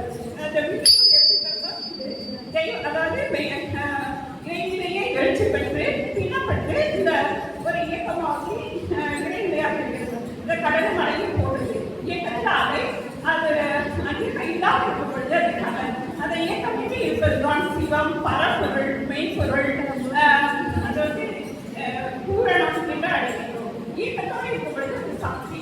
அதாவது மெய்ப்பொருள் தான் இயக்கமாக அணுவாகி இயக்கமாகிறது. போற்றி பொருளாக காண்கிறோம். இப்படி இந்த இறைத்தத்துவ தத்துவத்தை பற்றி மிக எளிதாக நமது வேதாசியார் ஐயா அவர்கள் மிக எளிதாக நமக்கு சொல்லியுள்ளதால் இறைத்தத்துவமே மக்களுக்கு பிடித்தது என்று நான் சொல்லி என்னுடைய கருத்தை கூட்டிக்கொள்கிறேன். அவங்க அப்பா சொன்ன மாதிரி வேதாத்திரியார் அவங்க தான் சொன்னாங்க. வாழ்வு வளமுடன். இப்போ வந்து செயல்முறையிலே தத்துவமேங்கிறதுல அருட்செல்வி வனிதா செல்வகுமார் அடுத்த மாதிரி அவங்க செருவழி செல்லாது அறவழி நின்று கருவழியாய் வந்த கர்மவினைகளை குருவழியாய் கற்ற மணவலை கலை மூலம் களங்கத்தை கரைக்க வந்திருக்கும் மணவளக்கலை அன்பர்கள் அனைவருக்கும் முதல்கண் வணக்கம். நடுவர் வீட்டு சபையை வணங்கி வாழ்வளமுடனின் வாழ்த்துக்களை கூறி ஒருங்கிணைப்பாளர் அவர்களுக்கும் எனது வணக்கத்தை கூறி எனது உரையை தொடங்குகிறேன். நெற்றி நடுதொட்டு நிலையானதொரு உறவை பற்றியே நித்த பயிற்றுவித்து அன்போடு கருணையுமே தொண்டு செய்ய மரணரிலே அரவணைத்து செல்லும் ஆஸ்தான் வேதாத்திரி மகரிஷி திருவடிகளை தொழுது எனது உரையை தொடங்குகிறேன். எனக்கு வேலையே வைக்கல என்னோட அணியினர் நிறைய விஷயங்களை அவங்களாம் வந்து எஸ்பெஷலி ஆயிஷா டபுள் டியூட்டி பார்த்த மாதிரி நல்லா சொல்லியிருக்காங்க. இன்னொன்று அவங்க பண்ணி வச்சிருக்க சூக்கும பொங்கல்ல நான் அப்படியே நெய்யில் வறுத்த முந்திரியை தூவி இறக்கிடலாம் நினைக்கிறேன். என் வேலையை அவ்வளோ சிம்பிளாக ஆக்கிட்டாங்க.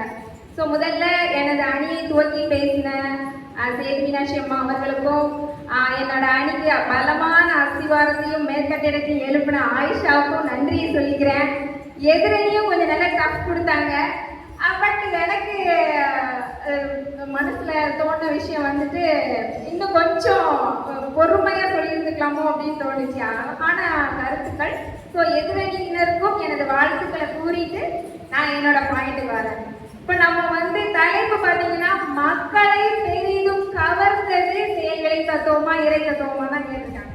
இப்போ ஆல்ரெடி மனவள கலைஞர்களாகிய நமக்கு செயல்வினை தத்துவம் அந்த காஸ் அண்ட் எஃபெக்டை பற்றி நல்லாவே தெரிஞ்சிருக்கும், இறை தத்துவத்தை பற்றி தெரிஞ்சிருக்கும். ஏன்னா மனித குலத்தோடைய முக்கிய நோக்கமே இறையை உணர்தல் தாங்கிறது. ஸோ இப்போ நமக்கு வந்துட்டு இந்த மக்களுக்கு வந்து சீக்கிரமாக ரீச் ஆகிறது வந்து இந்த செயல்வினை தத்துவம் தான் அப்படிங்கிறதுக்கான பாயிண்டை தான் நான் சொல்ல வந்திருக்கேன். இப்போ நம்ம வந்து அன்றாட வாழ்க்கையில சில விஷயங்களை கேள்விப்பட்டிருப்போம் இல்லையா? விதை ஒன்று போட்டால் சொர ஒன்றா முளைக்கும் அப்படின்னு கேட்பாங்க. ஸோ நம்ம எதை விதைக்கிறோமோ அதை தான் நம்ம அறுவடை பண்ண முடியும். வினை விதைத்தவன் வினை அறுப்பான், இதெல்லாம் பழமொழி இல்லையா?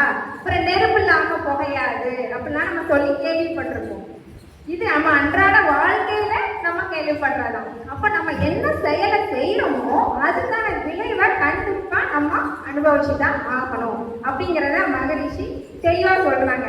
அப்ப அதான் எல்லாருக்கும் தெரிஞ்ச விஷயம் தானே. இதுல மகரிஷி குறிப்பிட்டு சொல்றது என்னது? மகரிஷியோட பாயிண்ட் ஆஃப் வியூல செயல்ங்கிறதுக்கு அவர் என்ன விளக்கம் கொடுக்குறாருங்கிறத முதல்ல தெளிவுபடுத்திக்கிற விரும்புறேன். மகரிஷி வந்து செயல்னு சொல்ற விஷயம் எதுனா நம்மளோட ஜீவகாந்த செலவை தூண்டக்கூடிய இயக்கங்களும் முயற்சிகளையும் தான் மகரிஷி வந்து செயல் அப்படிங்கிறதுக்கு விளக்கமா சொல்றாங்க. அப்போ ஒவ்வொரு நம்ம எல்லாருக்கும் தெரியும், ஒவ்வொரு செயலுக்கும் மூலம் வந்து நம்மளோட எண்ணம் தான். இப்போ செயல்கிறது செய்கையா இருக்கணுங்கிற அவசியம் இல்லை. நம்ம ஜீவகாந்தத்தை செலவழிக்கக்கூடிய முயற்சியா இருந்தாலுமே அது வந்து ஒரு செயல் தான். அப்போ எண்ணமும் இந்த செயல்கிற அடிப்படையில தான் வருது. இப்போ நம்ம எண்ணத்தை எவ்வளவு ஸ்ட்ராங்காகவும் அதாவது உறுதியாகவும் மற்றவங்களுக்கு நன்மை விளைவிக்கிற மாதிரியாகவும் கட்டமைச்சுக்கிட்டோம்னா நம்மளுக்கு செய்யக்கூடிய செயல்கள் தரக்கூடிய விளைவுகளும் சாதகமானதாக தான் இருக்கும் அப்படிங்கிறத எளிமையா மகிழ்ச்சி சொல்றாங்க. இப்போ நீங்க திருக்குறள் படிச்சிருப்பீங்க இல்லையா? பிறர்க்கின்னா முற்பகல் செய்ய தமக்கின்னா பிற்பகல் தாமே வரும். நம்ம ஒருத்தங்களுக்கு செய்யக்கூடிய குற்றம் செஞ்சோம்னா அதுக்கான விளைவு வந்து அது நமக்கே திருப்பி வரும். கர்மானிச பூமரன் அப்படின்னு சொல்லுவாங்க இல்லையா? இதைத்தான் மகரிஷி வந்து செயல்வினை தத்துவத்துல சொல்றாங்க. இப்போ ஒரு மனவளை கலைஞனா இருக்கிறவன் அந்த விளைவை அறிந்து விழிப்புணக்கூடிய செயலாற்றுறதுக்கு பயிற்சி எடுக்கிறான். அப்படின்னா இப்ப நம்ம செய்யக்கூடிய செயல்களுக்கு என்ன விளைவு வரும் அப்படிங்கிறத முன்கூட்டியே தெரிஞ்சுக்கிறதுக்கான சக்தியை நமக்கு மனவளக்கலை தருது. அப்ப நம்ம செய்யக்கூடிய செயல்கள் மற்றவங்களுக்கு நன்மை பயக்கக்கூடியதா இருக்கணும் அப்படின்றாங்க. சரி, அப்போ எதனால இப்ப இறை தத்துவத்தை வந்து தாண்டி இந்த செயல் விளைவு தத்துவம் வந்து மக்களை ரொம்ப கவர்ந்துருக்கு அப்படிங்கிறதுக்கு 2 முக்கியமான காரணங்களை உங்ககிட்ட நான் முன்வைக்க விரும்புகிறேன். இப்போ ஒரு செயல் செய்கிறோம், அதுக்கான விளைவு வருது. நம்ம இந்திராமா காலையில் நமக்கு கொடுத்த விளக்கத்தில் வந்து எனக்கு நிறைய புதிய விஷயங்கள் எனக்கு சப்போர்ட்டிவாக கிடைச்சது. ஆக்சுவலாக அவங்க சொன்னாங்க இல்லையா, அனுபவம் இருந்தால் மட்டும்தான் நம்ம அடுத்தவங்களுக்கு அதை கடத்த முடியும் அப்படின்னு சொன்னாங்க இல்லையா. ஸோ இப்போ இந்த மனித உயிர்கள் 5 அறிவு தாண்டி 6வது அறிவு பெற்ற மனிதனால மட்டும்தான் நம்ம செய்யக்கூடிய செயல்களை திருத்தம் செய்து கொள்ள முடியும். திருத்தப்பட்ட செயல்களை ஒரு ஒழுங்குக்கு அடியில் வரும்.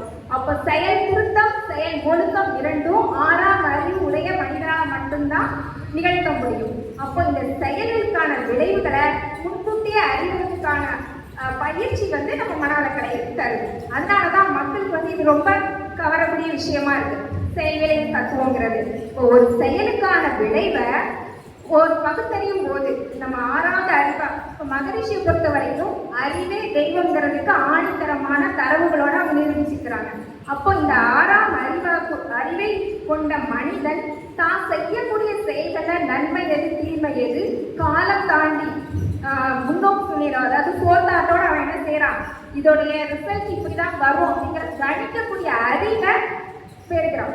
மனவள கலைஞனா இருக்கிறவனால அதை பகுத்து ஆராய்ந்து பார்க்க முடியுது. இதை நான் ஒரு கவி மூலமா சொல்றேன். சரி, அப்ப நான் சில பேர் சொல்லுவாங்க, நான் எவ்வளவு நல்ல விஷயங்கள் செய்யறேன், ஆனா எனக்கான அங்கீகாரம் கிடைக்க மாட்டேங்கிறதே, நான் செய்யக்கூடிய செயல்களுக்கான விளைவுகளை என்னால அனுபவிக்க முடியலையே அப்படின்னு சில மனக்குறைகள் சில பேருக்கு இருக்குது.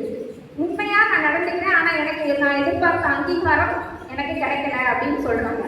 ஆனா மகரிஷி அதுக்கான விளக்கத்தை கொடுக்குறாங்க.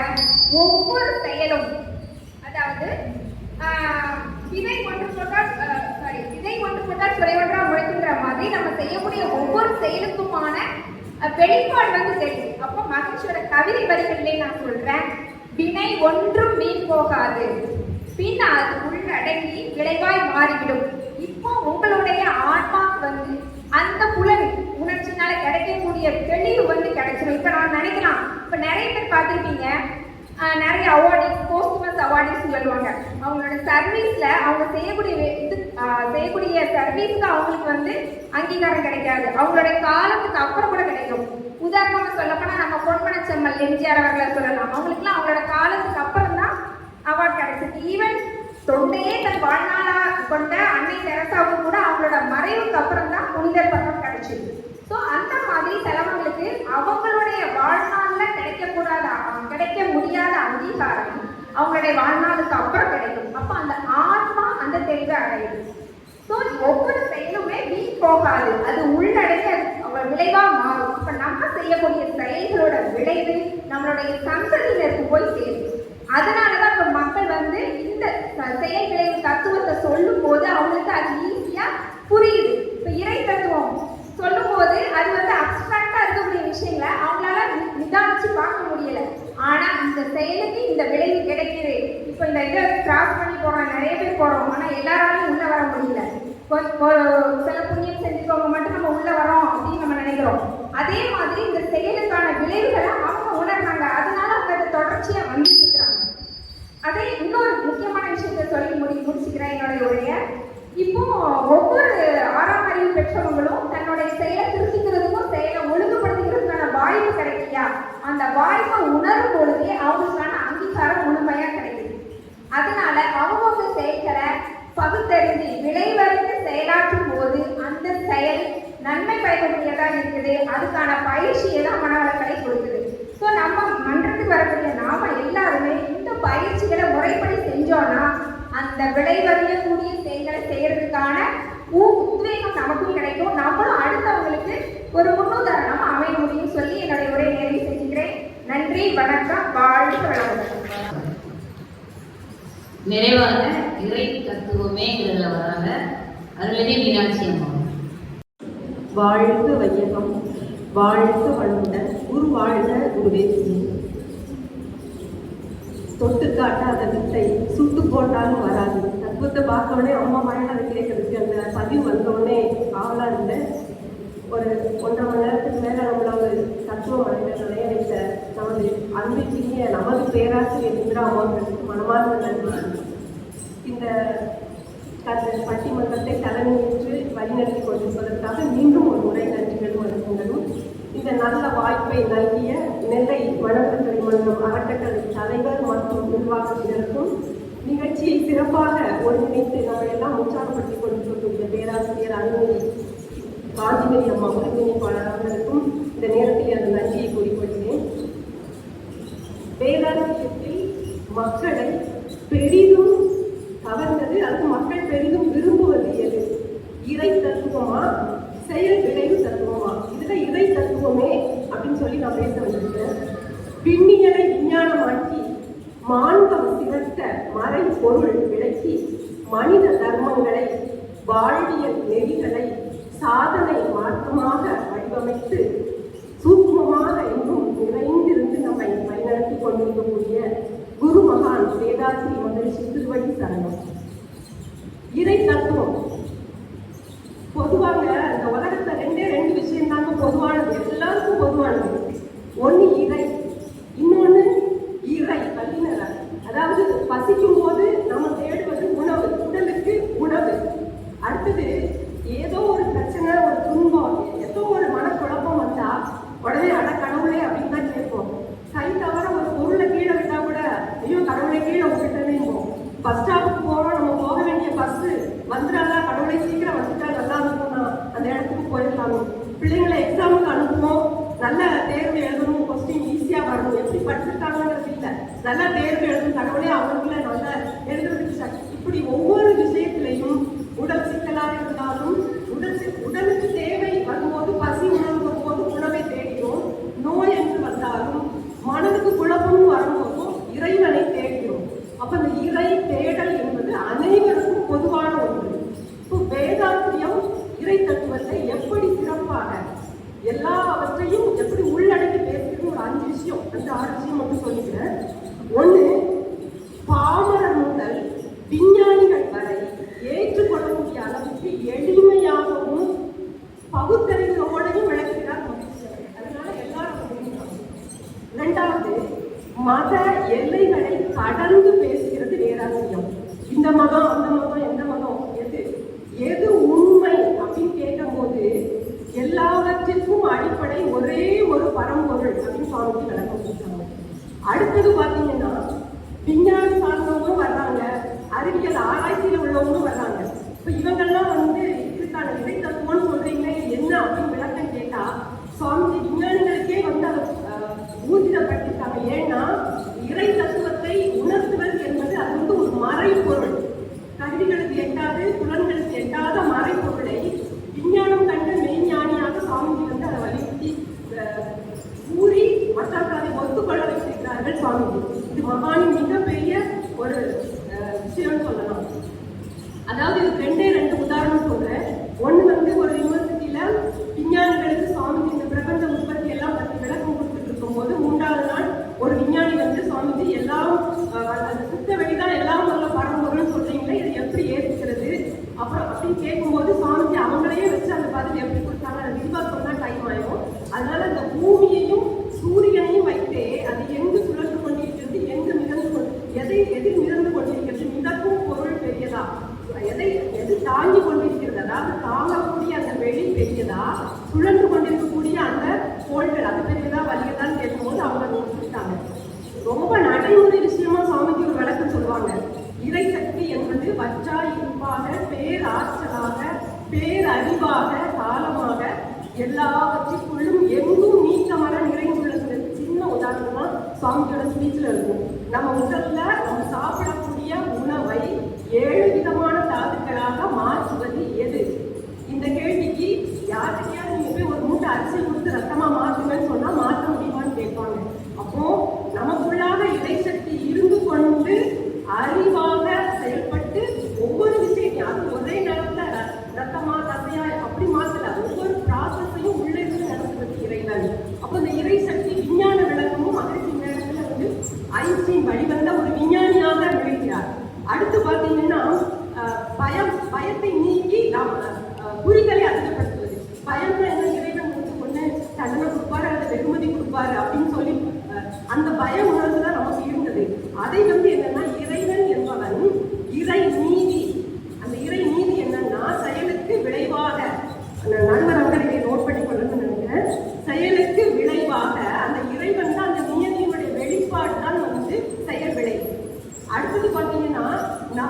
விட அனுபவமாக உணர்வது. இன்னைக்கு அம்மா விளக்கமா சொன்னாங்க, தொட்டு காட்டாத வித்தைன்னு.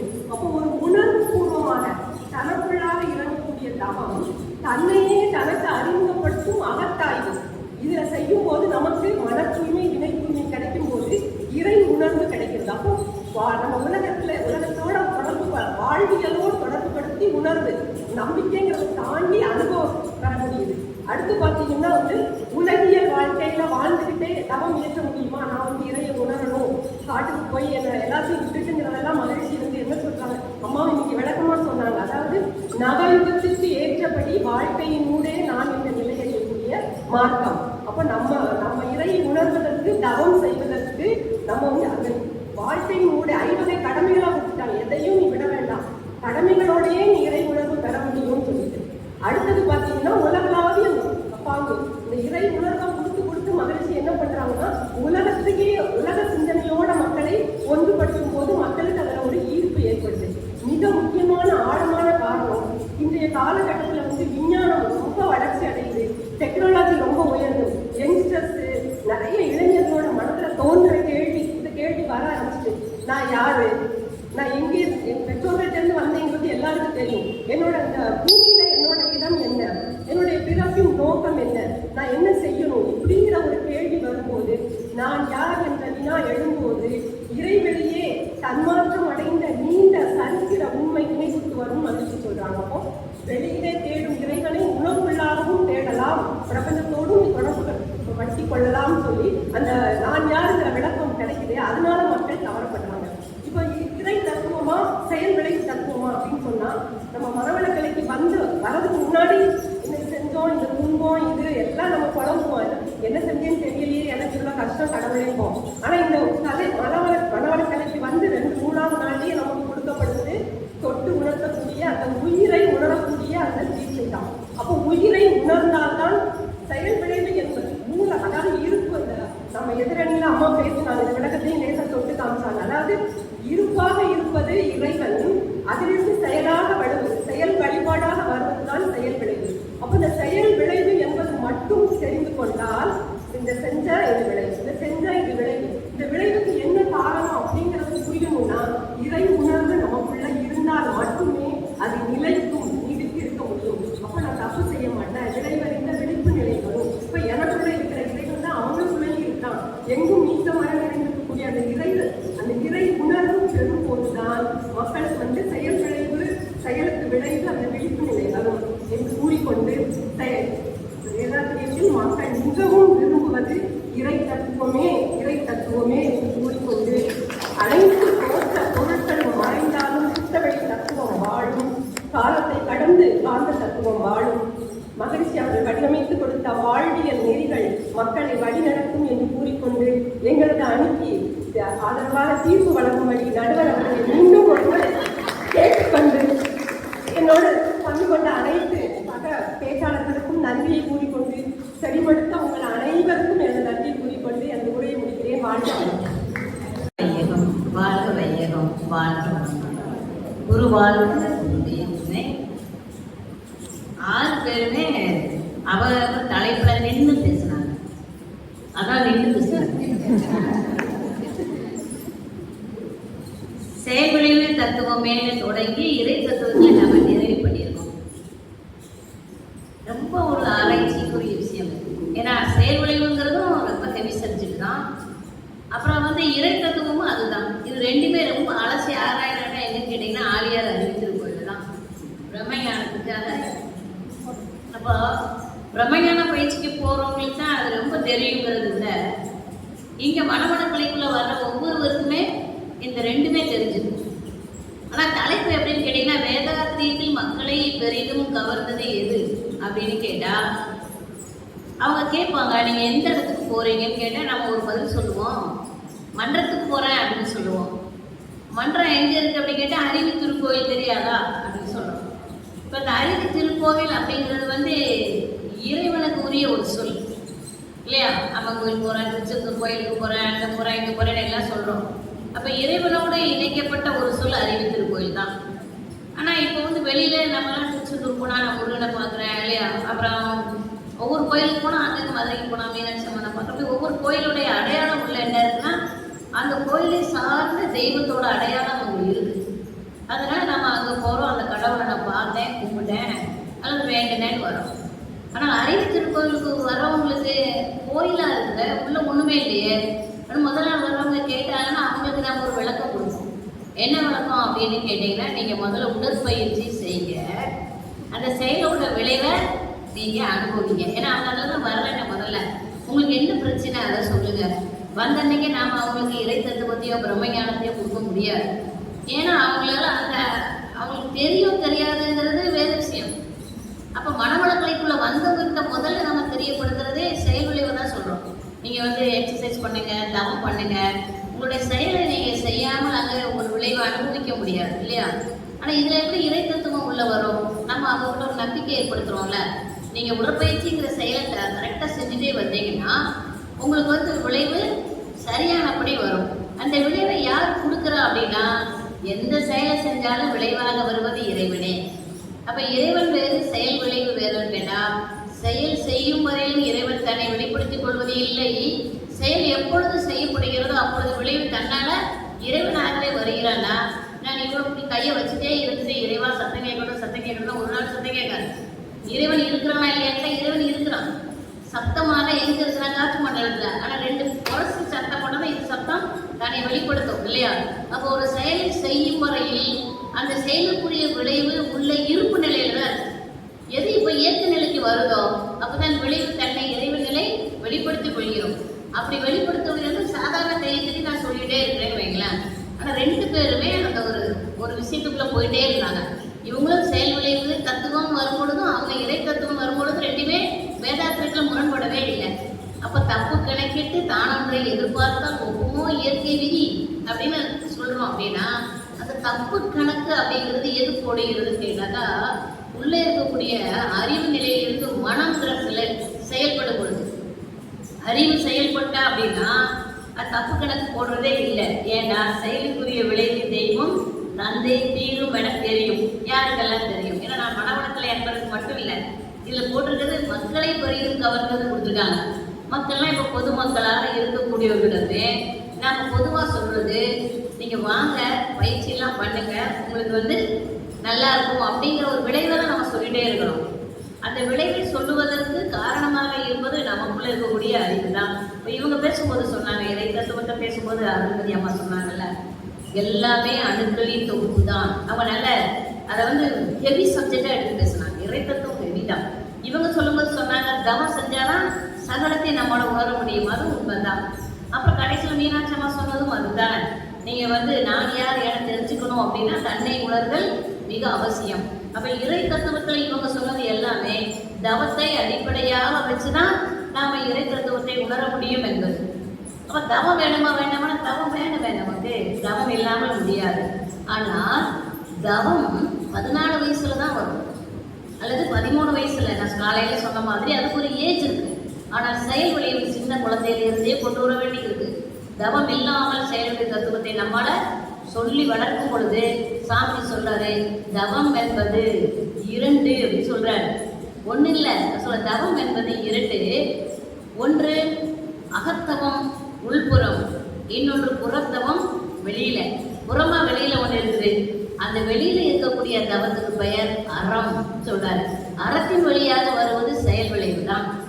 செயல் விளைவு என்பது அறத்தின் வழியாக வருவது எப்பவே கடைபிடிக்கணும்னா, தான் மனிதன்கிறத ஆணோ பெண்ணோ அறிந்து கொண்ட நிலையில் இருந்து செயலையும் விளைவையும் தெரிஞ்சுக்கணும். அது இறைவனே தருகிறான் என தெரிவதற்கு ஒரு வயசு வரும்.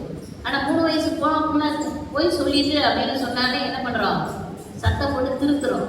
ரெண்டாவது, ஏதோ ஒரு சில குழந்தைகள் பாருங்களேன், சின்ன வயசுல சாப்பிடும்போது இந்த வீடு தான் சாப்பிடணும் வழக்கத்துக்கு, நான் இடது வீடை எடுத்து சாப்பிடும், இப்படி சாப்பிட அப்படி சாப்பிட சிந்தினா அதை எடுத்து சாப்பிட எல்லாம். அப்போ நம்ம என்ன பண்றோம் கேட்டீங்கன்னா, அந்த குழந்தைய நல்வழிப்படுத்துறதுக்காக ஒரு திருத்தம் பண்றோம். இப்படி செய்யக்கூடாதுன்னா செயலையும் விளைவையும் திருத்தத்தையும் கொண்டு வருவதற்கு 14 வயசு தேவையில்லை. ஆனால் இறை தத்துவத்தை இவங்க சொன்னதை சொல்றேன், இறை தத்துவத்தை உணர்வதற்கு தவம் தேவை என்றால் அதற்கு ஒரு ஏஜ் வேண்டியிருக்கு. அப்ப அதுவரையிலும் எப்படி வேண்டுமானாலும் இருக்கலாமான்னு கேட்டா இல்ல. அப்ப தவம் என்பது 2, அதுல 1 என்பதற்கு ஒரு வயசு இருக்குது. ஆனா புறமாக இருக்கக்கூடிய செயல் விளைவு தத்துவத்திற்கு ஒரு ஏஜ்லாம் கிடையாதுங்க. எப்பொழுது 4 வயசு ஆகுதோ அப்பவே பொய் சொல்லாத அப்படின்னு சொல்றோமா இல்லையா? அப்ப சொல்றோம், பொய் சொன்னா என்ன நடக்கும்? கடவுள் கண்ணை துவாரு. கடவுள் எங்க இருக்காரு கேள்வி கேட்டா கோயில்ல இருக்காரு. ஏதோ ஒண்ணு சொல்றோம்ல, மதம் சார்ந்து சொல்லுவோம், இல்ல மதம் போதிக்கப்பட்ட விஷயம் அதுதான். அப்ப மத கோட்பாடுகள்லாம் எப்படி இருக்குன்னா செயலோட விளைவோட இறைவனை இணைச்சு தான் நம்ம பேசியிருக்கோம். இறைவனை தனித்து பிரிச்சு எங்கேயுமே இல்லை. அவங்க பேசும்போது சொன்னாங்கல்ல, சொர்க்கம் என்றும் நரகம் என்றும் ஐசாவானு தான் சொன்னாங்க. அதை பிரிச்சு வச்சு நம்ம எல்லாம் சொன்னது என்ன கேட்டா, அச்சம் கொடுத்தாங்க, இன்னொரு பக்கம் ஆசை கொடுத்தாங்க. அப்ப யாருக்காக அந்த அச்சத்தையும் ஆசையும் கொடுக்குறாங்கன்னா, செயலை சரியாக செய்தால் விளைவு சரியாக இருந்து அதனின் மூலமாக நல்லபடியா வாழ்றதுக்காக இறைவனை அதோட இணைச்சாங்க. உனக்கு வந்து சொர்க்கம் வரும், இல்லைன்னா நரகம் வரும், நீ இறந்து போன அப்புறம் அப்படின்னு சொல்லிட்டு இந்த விளைவோட சேர்ந்து தெய்வத்தை இணைக்காத இடமே இல்லவே இல்லை. இப்ப இவங்க பேசும்போது சொன்னாங்க, அருள்மதி அம்மா பேசும்போது, எல்லாமே அணுக்களின் கூட்டு தானே. அவங்க அழகா சொன்னாங்க. எப்படி கிடையாது அவங்க சொன்ன மாதிரி இன்னும் கொஞ்சம் ரிலாக்ஸா பேசினாங்க, இன்னும் நல்லா இருக்குமா. அவ்வளவு தத்துவம், இறை தத்துவம் அது. அணு அது ஆமா, அது தெரிஞ்சுட்டேன்னா நீங்க அடுத்தடுத்து வரும்போது நல்லா பேசிடலாம். அணுல இருந்து எப்படி அந்த எல்லாமே வந்ததுங்கிறத, காந்தமே தான் எல்லா பக்கத்துலயும் நிரம்பி இருக்குங்கிறத சொன்னாங்க. இப்ப அது வந்து நம்ம மன்றத்துக்குள்ள வந்த அப்புறம் இறை தத்துவத்துல உள்ளவங்களுக்கு அது எளிதாக புரிஞ்சிடும், எல்லாமே புரிஞ்சிடும். ஆனா அவங்க சொன்ன அதை வச்சு நாம இங்க பார்த்தா கூட எல்லாமே அணுக்களின் கூட்டுதான். அது ரொம்ப சிம்பிளா வெளியில உள்ளவங்களுக்கு நம்ம எப்படி சொல்லலாம் அப்படின்னு கேட்டா, இறை தத்துவத்தையும் செயல்முறை தத்துவத்தையும் நினைச்சுதான் நம்ம பேசிட்டே இருக்கிறோம். தனித்தனியா பிரிச்சா கூட ஒன்றோடு ஒன்று கலந்துதான் நம்ம இப்ப பேசிட்டு இருக்கிறோம். எல்லாருக்கும் காற்று ஒண்ணுதான் சுவாசிக்கிறதுக்கு எல்லாமே காற்று ஒண்ணுதான். அப்ப காற்றா இருக்கிறது அது அணுக்களின் கூட்டுதான், இறைவன் தான். ஆனா அங்கேயும் ஒரு செயலும் செயலுக்கு தகுந்த ஒரு விளைவில் இறையாற்றல் கொடுக்குதுன்னா ஒவ்வொருத்தரோட நுரையீரலுக்குள்ளேயும் தனித்தனியா போயிட்டு வருதுல்ல. ஒருத்தர் மூச்சு விட்டா போதும்னு இப்ப அறிஞர்கள் சொன்னா மூச்சு விடுறதுக்கு ஒரு ஆளை வெளியில வச்சுட்டு நம்ம பேசிட்டு இருக்கோம். ஏன்னா நமக்கு அவ்வளோ கஷ்டமா இருக்கும் மூச்சு விடுறதுக்கு. அவங்க விடுவாங்கப்பா எனக்கு பதில். ஆனா அப்படி இல்லையே, நாமளே தான் மூச்சுங்கிற ஒரு செயலை செய்யறோம். ஆனா நமக்குள்ள போயிட்டு வெளியில வர்றது நமக்கே தெரியல. அப்ப உள்ள என்னமோ ஒண்ணு இருக்குல்ல, அதை சொல்லுவதுதான் நம்ம சொன்னாங்க. சாப்பிட்ட சாப்பாடு 7 சாதுக்களாக மாறுகிறது என்றால் மாற்றும் செயலை செய்வது எது என சிந்தித்தால் அது நம்மையும் மீறி நம்மை இயக்கும் அறிவு. அந்த அறிவு தான் தெய்வமாக இருக்கிறது என்பதை சாதாரணமாக, மிக சாதாரணமாக தெரியப்படுத்துவதற்கான கோவில் அறிவு திருக்கோயில் தான். ஆனால் அது இங்க உள்ள வந்ததுக்கு அப்புறம் தான் நாம் அதை சொல்ல முடியுமே ஒழிய, வெளியில அருட்தந்தையுடைய இறை தத்துவத்தை சொல்லுவதற்குரிய சொல் செயல் விளைவு தத்துவமே. அப்ப நான் ஒருத்தருக்கு துன்பத்தை கொடுக்குறேன் அப்படின்னா அந்த துன்பம் யாருக்கு கொடுக்குறோம்னா, அணுக்களால் கட்டப்பட்ட உடல், அணுக்களினால் ஆன உயிர், அணுக்களின் விரிவடையாக இருக்கக்கூடிய காந்தம், அந்த 3ம் சேர்ந்த ஒரு இறைவன் தான். இந்த இறைநிலை அந்த இறைநிலைக்கு என்ன பாஸ் பண்ணணும்னு கேட்டா நல்லதே தான் கொடுக்கணும் என்ற அறிவின் தெளிவை தருவது அறிவு திருக்கோயில். ஆனால் வெளியில அந்த செயலுக்குரிய விளைவுங்கிற தத்துவம் சென்று அடைந்தால் அரசாங்கத்திலும் மற்ற மக்களிடத்திலையும் நல்லதொரு மாற்றம் மூட நம்பிக்கையின் அடிப்படையில வராது. சொல்றாங்கல்ல, நிறைய மூட நம்பிக்கையின் அடிப்படையில செய்யறத எல்லாமே நிறுத்திட்டு அறிவார்ந்த செயல்களை செயல் செய்தால் விளைவு நிச்சயம் என்பது 4 வயதில் இருந்து நாம நிறைய போதனைகள்லாம் கதைகள் எல்லாம் கேட்டிருக்கிறோம். ஆனால் சாமிஜி சொல்றாரு, அந்த நீதி எப்படி வருகிறது என்ற காந்த தத்துவம் மனிதர்களுக்கு தெரிஞ்சுக்கணும்னு சொல்றாரு. அந்த காந்தமே தான் அனைக்கன யார் பார்த்துட்டு இருக்கா அப்படின்னு சொல்றாங்கல்ல, நம்மை கவனிப்பது உள்ளிருந்து ஒரு காந்தம், வெளியிலிருந்தும் ஒரு வான்காந்தம், இங்கும் பதிகிறது அங்கும் பதிகிறது என்பது தெரிந்தால் யாருக்கும் தெரியாமல் நான் எந்த செயலையும் செய்ய முடியாது என்ற தத்துவத்தையும் இறை தத்துவத்தின் அடிப்படையில் அருட்தந்தை சொன்னதுனால அருட்தந்தை அவர்களுக்கு இன்னொரு பெயர் என்ன கேட்டீங்கன்னா காந்த தத்துவ ஞானி.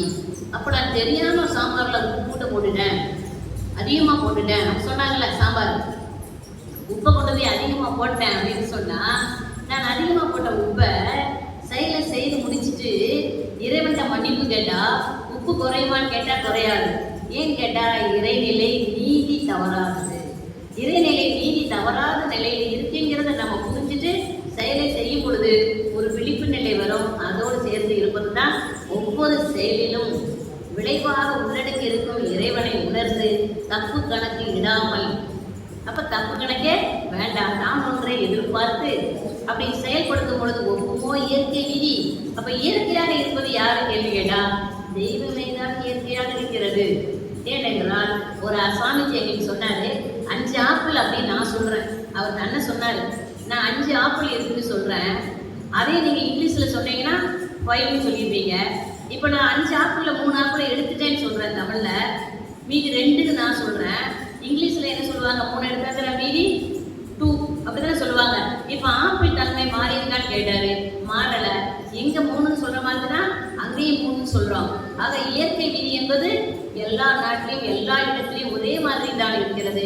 அந்த தப்பு கணக்கை நாம போட முடியாது. அப்ப தப்பு கணக்கை தான் எப்படி போட்டுட்டு அப்புறம் தான் எதிர்பார்ப்பது என்பதுதான் மனிதர்களின் அறியாமை. அறியாமை நீக்க வருவதுதான் வேதாத்திரிய கல்வி. அதுல முதல்ல நாம் அவர்களுக்கு தெரியப்படுத்துவது செயல் விளைவு தத்துவமே என்று சொல்லி நிறைவு செய்துக்கிறேன். வாழ்க்கை